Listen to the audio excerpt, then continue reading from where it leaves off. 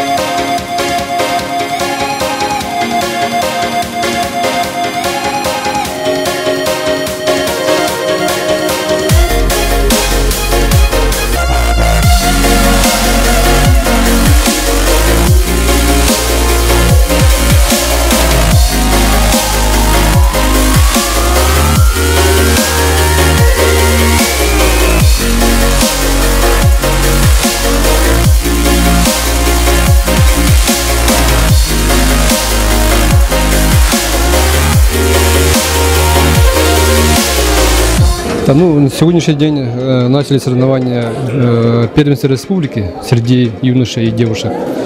Это соревнования проводятся под эгидой Министерства образования.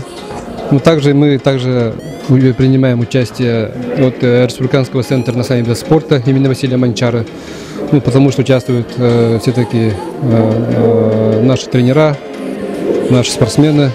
Но мы болеем за наш, так сказать, национальный вид спорта – якутские прыжки. С этого соревнования уже начинается спортивный год по якутским прыжкам. Якутские прыжки будут проводиться еще первенство весной и летом, где будет проводиться спартакиада в части Республики Саха-Якутия. Вот. Также и осенью тоже будет проводиться данное первенство. А вообще какие планы у Центра национальных видов спорта имени Василия Манчара на этот год? На этот год, у нас, так сказать, этот год особый, потому что очень много мероприятий.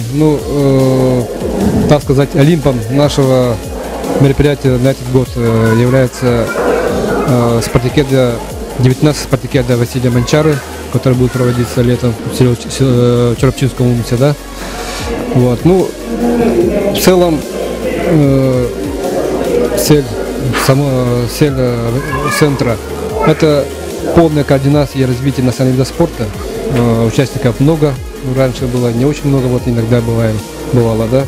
Но я вижу, что в этом году участников уже много. Намного больше, да? Да, намного больше. Да, это радует. Мы надеемся, что тоже в четвертых играх, то есть через 4 года в 6 играх игр Дети Азии, тоже с числа участников, наверное, будут наши новые имена, новые звезды, да, и будет защищать нашу республику.